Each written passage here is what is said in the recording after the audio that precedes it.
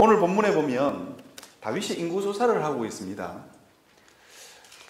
한 나라의 왕이라면 세금 낼 사람이 어느 정도 되는지, 또 전쟁에 나갈 군사가 어느 정도 되는지 파악하는 것은 당연한 일 아니겠어요? 그런데 오늘 본문은 다윗이 인구조사를 한 이 사실을 굉장히 부정적으로 묘사하고 있습니다. 심지어 다윗조차도 내가 여호와께 큰 범죄를 저질렀나이다, 그렇게 고백을 하고 있거든요. 도대체 인구조사를 하는 게 도대체 뭐 그렇게 문제인 거죠? 우리가 이 부분을 한번 생각해 봤으면 좋겠습니다. 인구조사, 왕이라면 당연히 해야 되는 것 아니에요? 왕이라면 자기에게 맡겨준 백성들을 잘 다스리기 위해서, 더 잘 다스리기 위해서, 하나님이 맡겨준 백성 아닙니까? 그러면 인구조사를 하는 게 너무도 당연한데 이게 문제가 되는 것을 볼 수 있습니다. 도대체 뭐가 문제일까요? 출애굽기 30장 12절에 보면 이렇게 되어 있어요. 출애굽기 32장에 보면 뭐라고 되어 있냐면, 이스라엘에게 수요를 계수할 때마다 반세길씩 성전에 속죄를 드리라, 그렇게 이야기합니다. 그 이유가 뭐냐면 하나님께서 이스라엘 백성들의 생명은 다 하나님 거라는 거예요. 그러면서 함부로 숫자를 세지 마라, 그렇게 이야기합니다. 그 이유가 뭐냐면 사람은 보살핌과 애정과 사랑의 대상이지 자기의 욕구를 채울 수 있는 욕망의 도구가 아니라는 거예요. 사람의 숫자를 한 번씩 세기 시작할 때마다 왕은 이게 머리수로 계산하는 거예요. 저 사람이 어떤 생각을 가지고 있을까, 저 사람을 얼마나 가치로울까, 얼마나 존귀할까 보다는 머리수로 세서 이 가치가 어느 정도, 이 나라를 위해서 저 사람을 어떻게 배치해야 되지? 뭐 그런 것만 고민하는 거예요. 이게 사람을 머리수로 보는 순간 그때부터 사람들에게 어떤 문제가 생기냐면 존귀한 존재로 보지 않기 시작하는 거예요. 그래서 하나님께서 함부로 사람의 숫자를 세지 마라, 계수하지 마라 라고 명령하신 것입니다. 그런데 다윗이, 오늘 이 본문의 사건은 다윗이 인생 말년의 사건이거든요. 다윗이 편안하게 왕궁에 거하는 그때의 일입니다.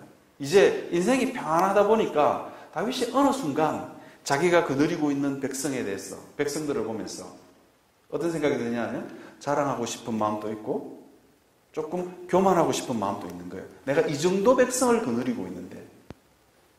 거기다가 다윗은 수많은 전쟁터를 떠돌 때마다 다윗은 어떤 생각을 했냐면 하나님을 의지하고 살았어요. 다윗은 결코 머리수의 많음이 전쟁의 승패를 좌우하지 않는다는 것을 그의 인생 전체를 통해서 다윗은 잘 알고 있었어요. 골리앗과 싸울 때도 마찬가지죠. 힘과 능력에 전쟁의 승패가 달려있지 않다는 것을 다윗은 너무도 잘 알았습니다. 그렇지 않았으면 골리앗 앞에 나갈 수가 없었겠죠. 그래서 구약의 전쟁이라는 건 항상 어떤 거냐면 이런 거예요. 너희는 두려워하지 말고 가만히 서서 오늘날 여호와께서 너희에게 베푸시는 구원을 보라. 이게 구약의 전쟁의 주 모토입니다. 그런데 다윗이 인생 말년에 이제 편안하게 궁정에 사니까 이제 그것을 망각하기 시작하는 겁니다. 그러면서 자기가 이제까지 쌓아왔던 나라의 어떤 편안함들, 이것을 지키고 싶은 거예요. 한 나라의 평안함과 다윗의 인생의 평안함은 어디서부터 오느냐? 하나님께로부터 오는 거거든요. 그는 수많은 전쟁터를 떠돌아다닐 때부터, 그리고 사울에게 쫓길 때부터 그걸 잘 알고 있었어요. 그런데 인생이 편안하고 어느 날 편안하게 궁정에 거하는 순간부터 다윗은 점점 하나님을 망각하기 시작합니다. 그리고는 어떻게 하냐면 내 힘으로 한번 살아보겠다는 거예요. 그리고는 내 힘으로, 내 생각대로, 내 뜻대로 나라를 한번 움직여보겠다는 거예요. 이것이 인구조사가 가지고 있는 문제점입니다. 우리도 때때로 하나님을 망각할 때가 종종 있죠. 하나님께서 내 인생 모든 것을 다 책임지고 계시는데 어느 날 갑자기 하나님을 우리가 잊어버리고 사는 거죠. 여러분, 제가 애를 3명이나 키우는 거 아니겠습니까? 제가 애를 3명 키울 때마다 이게 무슨 덕이 있을까? 왜 이렇게 많이 나가지고 그런 생각을 종종 했는데 캐나다에 와보니까 다음 달이면 차일드 베네핏을 받거든요. 아, 이때를 위함인가 보다. 아무튼 그 애를 3명 키우면서 제가 내린 결론이 있어요. 아이에게는 엄마가 필요하다. 엄마가 없으면 아이에게 어떤 것을 줘도 아이가 불안해하고 웁니다. 그래서 제가 신혼 때부터 시작해서 지금은 조금 아닌데 애가 클 때 제일 무서운 게 뭐냐면 와이프가 애 놔두고 집 나가는 거예요. 그게 제일 무서웠어요. 왜냐하면 아이가 울기 시작하는데 엄마를 찾으면서 울기 시작하는데 이게 핸드폰을 줘도 안 돼. 돈 10,000원짜리를 꺼내줘도 안 돼. 무조건 울어요. 엄마 데리러 오라는 거예요. 아무리 맛있는 걸 줘도 이게 아이의 그 불안함을 잠재울 수가 없는 거예요. 여러분, 때때로 우리 인생이 불안한 이유가 뭐냐? 하나님이 없기 때문입니다. 하나님을 잊어버리는 순간 우리는 불안해지기 시작합니다. 그러면서 내 힘과 내 생각과 내 지식과 내 생각을 의지하는 순간부터 우리는 불안에 휩싸이게 되죠. 불안이 우리를 점점 올가맵니다. 이것이 다윗이 인구조사를 한 이유예요. 그래서 다윗이 너무너무 알고 싶은 거예요. 이 모든 상황을 컨트롤할 수 있는 군사의 숫자를 알고 싶었던 거고 백성의 숫자를 알고 싶었던 겁니다. 알면은 다 해결되느냐? 우리가 백성의 숫자를 정확하게 안다고 해서 다윗의 그 불안함을 정말로 우리가 컨트롤할 수 있느냐? 그렇지 않습니다. 알면 알수록 인생이라는 게 굉장히 복잡해서 더 꼬이고 더 불안한 게 인생입니다. 여러분, 올무를 아시는가 모르겠어요. 이게 올무가 토끼나 멧돼지나 뭐 이렇게 그 산에 있는 산짐승을 잡는 게 올무잖아요. 올무에 토끼나 멧돼지가 탁 걸렸을 때 그냥 가만히 있으면 이 산짐승이 죽지 않는다 그래요. 가만히 있으면. 그런데 살려고 발버둥을 치면 칠수록 올무가 이 짐승의 목을 조여오는 거죠. 그래서 빠져나가려고 힘을 쓰면 쓸수록 빠져나가려고 계속 용을 쓰면 쓸수록 목통을 계속해서 조여오는 게 올무죠. 우리 인생의 불안이라는 게 그런 거예요. 불안이라는 게 하나님을 망각하고 우리 힘으로 내 힘으로 한번 살아보겠다고 발버둥을 치면 칠수록 우리 숨통을 계속해서 조여오는 게 불안과 걱정입니다. 이것이 우리 인생의 모습인 겁니다. 그래서 티벳 속담에 이런 말이 있어요. 걱정을 해서 걱정이 없어지면 걱정이 없겠네.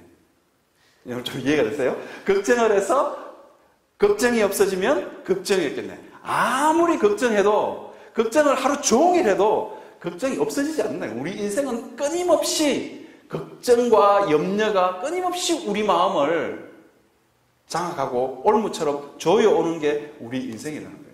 그런 인생 가운데 우리가 우리 인생을 해결 받을 수 있는 그 불안으로부터 해결될 수 있는 방법이 뭐냐? 하나님을 기억하는 겁니다.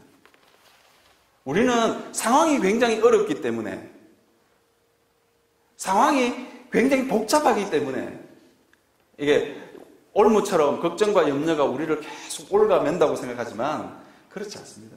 실제로 들여다보면 이게 하나님을 망각했기 때문입니다. 다윗은 인생의 폭풍우가 몰아치는 정말로 위급한 순간에 다윗의 인생 가운데서 다윗은 하나님을 기억하는 법을 알고 있었어요.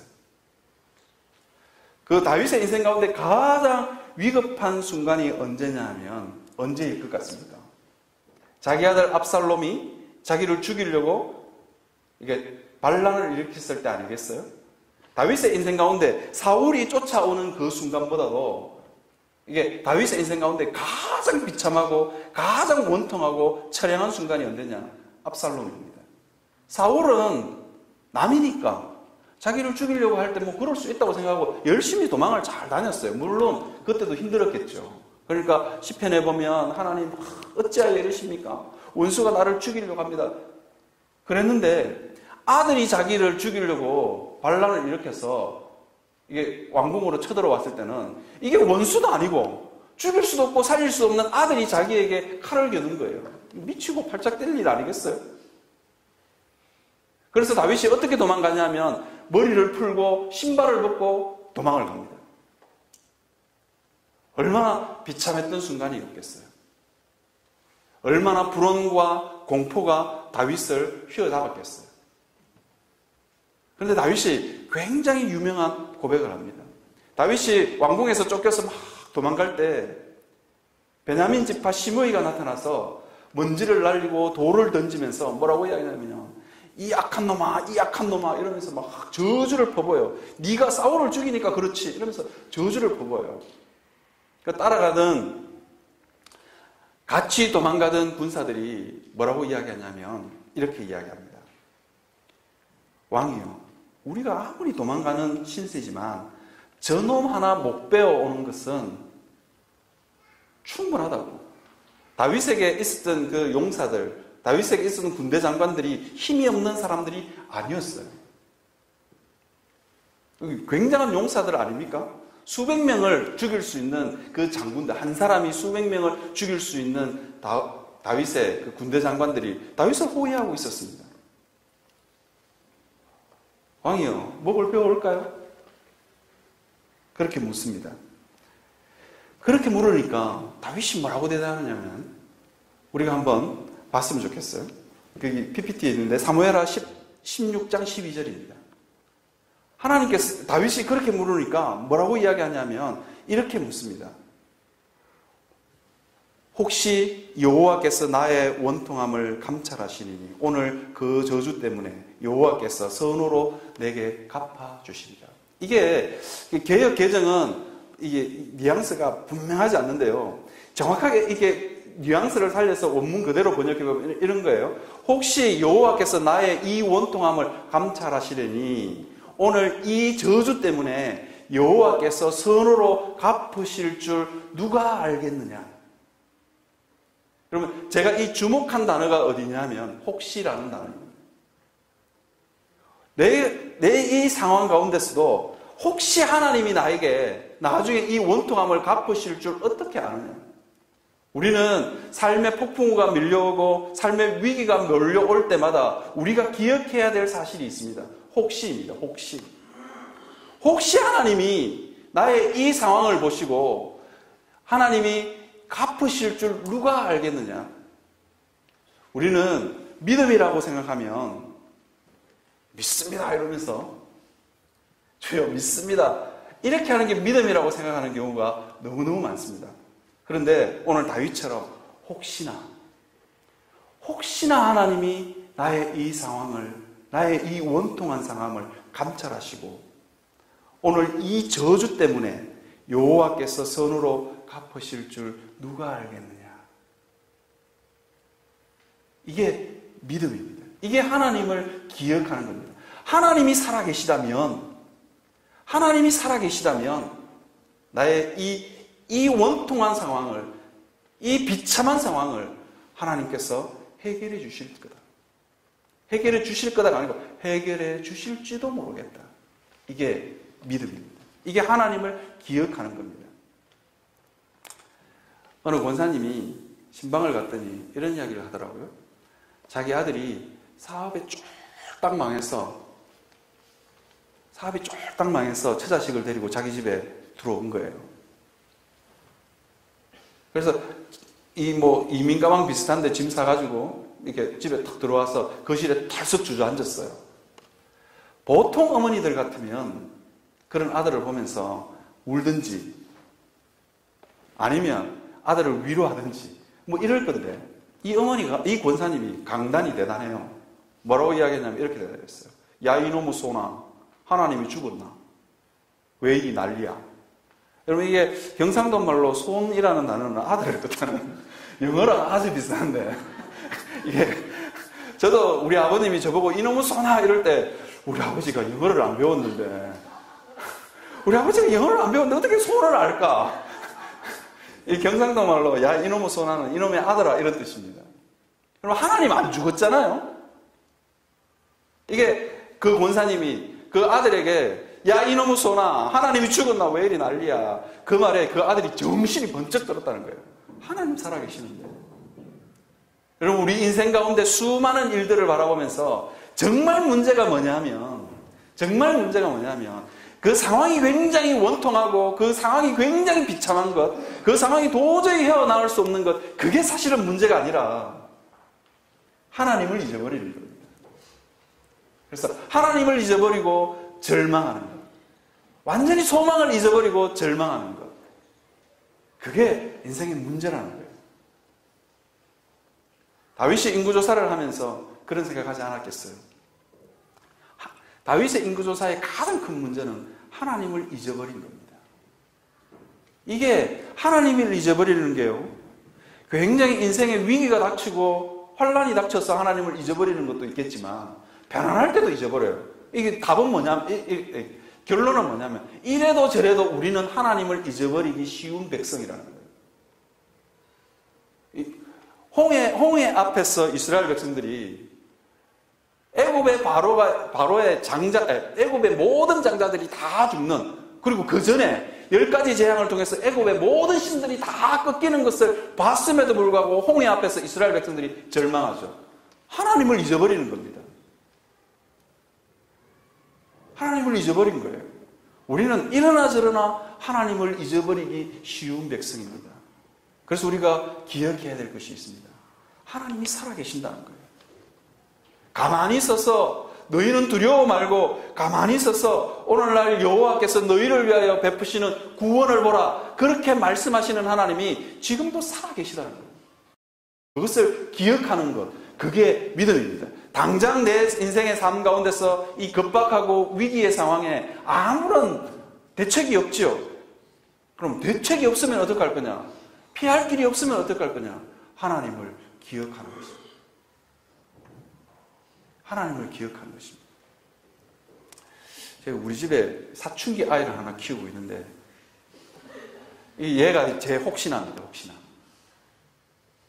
정말로 이게 아버지 보고 꼰대라 그러기도 하고, 막 이제 아버지가 야단 안 치니까 지가 오히려 더 이제 아버지한테 신경질을 바락바락 내는, 도저히 이해가 되지 않아요. 양 교수님 그러더라고요. 사춘기 아이를 키우는 건 정신병자를 집에다가 하나 두는 거하고 마찬가지라고. 해결의 기미가 안 보이지만 저는 언제나 그 아이를 바라보면서 혹시나를 품습니다. 혹시나 저 아이가 잘 돼서 나의 노후를 책임질지도 몰라. 하나님 죽지 않았으니까요. 우리 인생 가운데 우리가 한번 고민해 보았으면 좋겠습니다. 정말로 우리 인생을 위기로 몰아넣는 건 사실은 위기가 아니라 하나님을 잊어버리는, 거기서부터 출발합니다. 여러분, 다윗이 아들에게 쫓겨서 도망가면서 혹시나 하나님을 부여잡죠. 그래서 믿음은 믿습니다가 아니라 믿음은 바라는 것들의 실상입니다. 바라는데 돈 드는 거 아니잖아요. 우리가 정말로 어렵고 힘든 순간에 하나님을 떠올리는 것, 그거 정말로 돈 드는 일 아니고 에너지가 소모되는 일 아니잖아요. 하나님을 떠올리면서 혹시나 하나님이 어떻게 하실지 몰라, 하나님을 생각하는 것, 하나님을 떠올리는 것, 그것이 믿음입니다. 여러분, 이 혹시나의 신앙을 가지고 있는 사람은 절대로 절망하지 않습니다. 여러분, 다윗이 이 혹시나를 역시나로 바꾸는 그 비결이 오늘 본문에 나타나 있습니다. 이게 어떻게 역시나가 될까? 다윗이 사실 인구조사를 하고도, 인구조사 했어도 다윗이 잘 해결되거든요, 문제가. 그리고 아들에게 쫓겼어도 결국은 자신의 왕궁으로 돌아오는 것을 볼 수가 있죠. 다윗이 이 혹시나를 역시나로 바꾸는 비결이 있는데, 그게 뭐냐면 오늘 본문에 보면 갓 선지자가 찾아옵니다. 그리고는 뭐라 그랬냐면 7년 기근, 3년 반란, 3개월 반란, 그리고 3일 오년, 그러니까 전염병. 여러분 같으시면 뭘 택하실 것 같습니까? 7년. 이게 역대상 본문에 가면 333이에요. 3년 기근, 그리고 3개월 반역, 반란, 그 다음에 3일 전염병. 여러분 같으면 뭘 선택할 것 같습니까?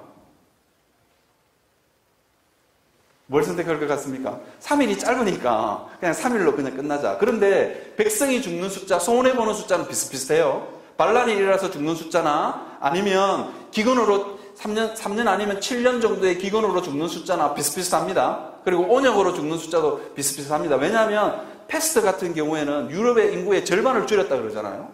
이게 굉장히 무서운 질병입니다. 여러분 같으면 어느 걸 선택하겠습니다. 결과는 비슷합니다.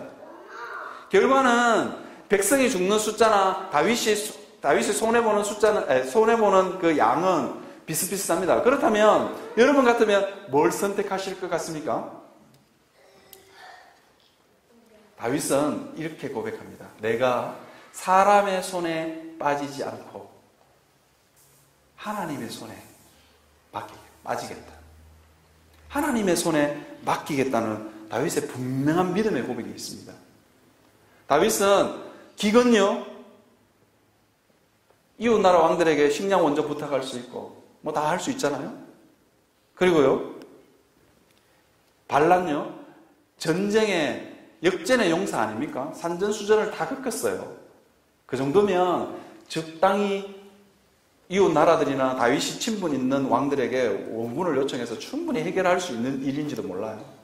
그런데 다윗이 선택하는 것이 있습니다. 그게 뭐냐면 하나님의 손에 맡기겠다는 거예요. 하나님의 손에 맡기겠다. 이것이 다윗의 고백입니다. 우리 인생 가운데 여러분 그냥 어렵고 힘들고 도저히 헤어나올 수 없는 위기의 순간을 만났을 때마다 그냥 나 죽었어 하고 자기 인생을 하나님 손에 한번 맡겨보는 겁니다. 다윗이 지금 그 마음입니다. 온역이요. 온역은 어떻게 하더라도 그 당시 의술로는 이 온역은 해결할 수 없는, 사람의 손으로는 도저히 해결할 수 없는 일입니다. 이게 하나님 손에만 달린 일입니다. 그래서 다윗은 어떻게 하냐면 나 죽었어 하고 하나님 손에 자기의 문제를 맡겨드립니다. 하나님 벌 주실 거면 그냥 하나님 손에 맡깁니다. 이것이 다윗의 고백입니다. 여러분 우리가 인생의 위기를 만날 때마다 도저히 내 힘으로 해결할 수 없는 일이 우리에게 주어질 때마다 우리가 해야 될 일이 뭐냐? 하나님 손에 하나님 손에 그 문제를 한번 맡겨보는 겁니다. 망망대해에서 태풍을 만나거나 풍랑을 만난 선장은, 굉장히 유능한 선장은 어떻게 하냐면 닷줄을 끌어버린다 그래요. 우리는 풍랑이 몰아치는 그 바다 한가운데서 닷줄이 있어야 배가 고정될 것 같지만 유능한 선장은 닷줄을 끌어버리고 그 풍랑에다가 배를 맡긴대요. 이게 배가 굉장히 튼튼한 것 같지만 풍랑이 몰아치는 그 상황 가운데서 이게 선장이 키를 돌려서 그 풍랑을 헤쳐나가겠다고 생각하는 순간 배가 쩍 하고 갈라진다 그러더라고요. 굉장히 큰 배들도 파도와 파도 사이에 올라가면 쩍 갈라진대요. 이건 제 말이 아니라 이게 대우조선소에 근무하는 어떤 임원분이 그러더라고요. 쩍 하고 그 큰 배들도 파도와 파도 사이에 딱 걸리면 쩍 하고 갈라진대요. 그래서 유능한 선장은 어떻게 하냐면 닷줄을 끌어버리고 그냥 그 풍랑에다가 배를 맡긴대요. 거센 풍랑이 올 때마다 그 거센 풍랑을 거스르려고 하면 배가 파손한다는 거예요. 그래서 유능한 선장은 닷줄을 끌어버리고 그냥 키를 놓아버리고 그 풍랑에다가 그냥 맡긴다는 거예요. 그러면 어느 순간 그 풍랑이 다 지나가고 나면 바다가 잔잔해진다는 거예요. 여러분 때때로 우리 인생을 살면서 우리는 그럴 필요가 있습니다. 인생을 살면서 그냥 하나님 손에 우리 인생을 맡겨드리는 겁니다. 하나님 손에 맡기면 그냥 하나님이 알아서 하시는 거죠. 이게 첫 번째, 혹시나를 역시나로 변화시키는 방법입니다. 두 번째가 우리가 한번 생각해 봐야 돼요. 우리는 그런 위기의 순간에서조차도 내가 한 믿음의 결단과 순종, 현재의 내 일상의 삶 가운데서 하고 있는 믿음의 결단과 순종을 하나님이 기억하신다는 것을 우리가 잘 상기했으면 좋겠습니다. 여러분, 이 아라우나의 타작마당, 왜 언약으로 온 백성을 죽음으로 휘몰아가던 천사가 왜 이 아라우나의 타작마당에 섰을까요? 그곳에 천사를 잡을 수 있는 천사의 발목을 잡고 늘어지는 사람이 아라우나였습니까? 어떻게 생각하십니까? 왜 이 아라우나의 타작마당에 죽음의 천사가 거기에서 탁 멈춰섰을까요? 성경 본문을 그대로 잘 보면 죽음의 천사가 아라우나의 타작마당에 탁 섰을 때 하나님 뭐냐면 됐다, 멈춰라, 그렇게 이야기하거든요. 그 이유가 뭘까요? 이 아라우나의 타작마당이 어떤 곳인지를 우리가 한번 볼 필요가 있습니다. 이 아라우나의 타작마당은 아브라함이 이삭을 모리아 산에서 번제로 바칠 때 그 장소입니다. 아브라함이 이삭을 번제로 바칠 때 그 장소에 있어서 하나님이 탁 멈춰서는 거예요. 그러면서 하나님이 기억한 것, 아브라함의 믿음의 결단을 기억해서 그곳에 탁 멈추어서는 것입니다. 아브라함 때문에. 여러분, 우리가 현재 일상을 살아가면서 하는 믿음의 순종과 결단, 위기의 순간에 하나님이 여러분에게 복을 베푸시는 거리가 된다는 것을 기억하셨으면 좋겠습니다. 그래서 우리의 삶 가운데, 현재의 삶 가운데 어렵고 힘들지만 현재의 삶 가운데 믿음으로 결단하는 것, 믿음으로 순종하는 것, 그래봤자 뭐 별 것 있을까? 그래봤자 뭐 별일 있을까? 라고 생각할지 모르겠지만 하나님은 그것을 기억하신다는 것입니다. 마태복음에 보면, PPT를 한번 띄워주시겠어요? 마태복음 보면 하나님께서 누구든지 이 제자의 이름으로 이 소자 중 하나에게 냉수 한 그릇이라도 주는 자는 내가 진실로 너희에게 이르노니 그 사람이 결단코 상을 잃지 아니하리라. 하나님은 하나님의 이름으로 믿음으로 소자에게 냉수 한 그릇 내어준 것까지도 하나님께서 기억하고 갚으시겠다, 그렇게 우리에게 이야기하고 있습니다. 그래서 우리는 현재의 이 삶 가운데서 내가 믿음으로 순종하고 결단하는 일은 너무너무 중요하다는 것입니다. 제가 12월 달부터 대학부를 맡게 되었어요. 4명밖에 안 되는 저 대학부 실 웃고 있는 저 대학부 아이들을 제가 맡게 되었는데, 그 부탁을 받았을 때 제 마음속에 절대로 맡으면 안 돼. 4명밖에 안 되는데. 그리고 내가 여기에 온 목적은 공부하고 쉬려고 왔지, 내가 사역하러 온 건 아니야. 내 인생에서 이렇게 책을 보고 공부할 수 있는 시간이, 사역할 수 있는 시간은 내 인생에서 얼마든지 있어요. 20년, 앞으로 한 20몇 년을 제가 사역을 더 해야 되거든요. 그 사역을 위해서 잘 준비되는 것 너무너무너무 중요한 거예요. 그래서 정말로 포기하기 싫었어요. 저 4명밖에 안 되는 아이들이 싫었던 게 아니고, 쟤들, 솔직히 말하면 저는 쟤들 잘 몰라요. 그냥 교회에서 그 간식 먹을 때 그냥 간식 이렇게 잘 먹는 것만 보고 그냥 웃고 떠드는 것만 봤지, 쟤들 잘 몰라요. 제가 그 부탁을 받고 제가 해야 될 이유는 전혀 없었어요. 이게 유급으로 교회가 부탁을 한 것도 아니고 무급으로 부탁을 했어요. 그래서 저는 충분히 거절할 수 있었는데 당연히 거절할 거라고 생각하고 있었어요. 당연히 안 되지, 당연히. 쟤들은 중고등부에 그냥 붙어 있는 게 그냥 인생이, 쟤들은 여러모로 좋아. 왜 이 일을 내가 해야 되냐라고 생각했는데 기도할 때마다 찝찝한 거예요. 내가 만약에 주빌리 채플만한 교회를 개척했을 때 그때 어떻게 될까? 저는 솔직히 말씀드리면 주빌리 채플에서 대학부를 맡는 건 하나님께 지금 적금을 들고 있는 겁니다. 내 목회하실 때 하나님이 내가 교회를 불쌍히 여긴 것처럼, 내가 양 목사님의 그 부탁을 양 목사님의 상황을 불쌍히 여긴 것처럼 하나님도 언젠가 저에게 불쌍히 여겨주지 않을까. 거기에 대한 제 믿음의 고백을 실었습니다. 제 아이들은 저에게 혹시나입니다. 언젠가 하나님이 저 대학교 아이들 때문에 내게 은혜를 베푸시고 국률함을 베풀어 주지 않을까. 그 마음이 제게 있습니다.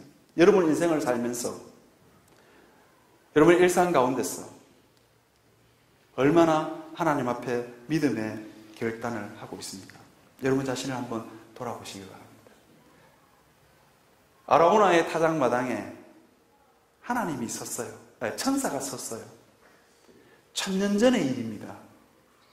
아브라함이 모리아 산에서 이삭을 바치려고 하는 그 일은 거의 1000년, 1200년, 계산해보면 1000년 정도의 시간이 지난 일이에요. 그런데 하나님이 그 사실을 기억하고 멈추었다는 것입니다. 여러분이 일상 가운데 하나님을 위해서 드렸던 조그만한 것들, 조그만한 헌신들, 하나님이 반드시 기억해서 여러분이 삶의 위기를 만날 때마다, 재앙이 휘몰아치는 그 순간마다 하나님이 여러분들을 불쌍히 여길 거리가 될 것입니다. 하나님 앞에서 여러분 그런 믿음의 결단을 하실 수 있는 여러분들이 되시길 바랍니다. 내 인생을 돌아보니까 그런 건덕지가 별로 없어. 나는 별로 하나님께 희생하지도 않았고 나는 하나님께 별로 결단하지도 않았어. 그런 분들에게 제가 드리고 싶은 말씀이 있어요. 내 인생 가운데는 하나님이 불쌍히 여길 만한 건덕지가 전혀 없지만 아무리 돌아봐도 별로 한 게 없어요. 심지어 아무리 돌아봐도 과부의 2 렙돈처럼 믿음으로 하나님께 드린 결단이 없는 분들, 그런 분들에게 제가 드리고 싶은 말씀이 있어요. 복의 건덕지가 한 분 계십니다. 그게 누구냐면 예수 그리스도입니다. 예수 그리스도의 이름으로 여러분들이 하나님께 청구하는 것입니다. 예수님 때문에 하나님은 절대로 여러분들의 그 위기의 상황과 처참한 상황을 결코 그냥 넘기시지 못하는 것입니다. 이것이 십자가입니다. 십자가를 들이미는 것, 예수 그리스도를 하나님께 들이미는 것, 그것이 믿음입니다. 내게는 아무 건덕지가 없고 내게는 아무 공로가 없지만 하나님, 예수 그리스도 있잖아요. 이것이 믿음입니다. 그렇게 믿음으로 하나님께 반응할 수 있는 여러분들이 되시기를 바랍니다. 기도하겠습니다.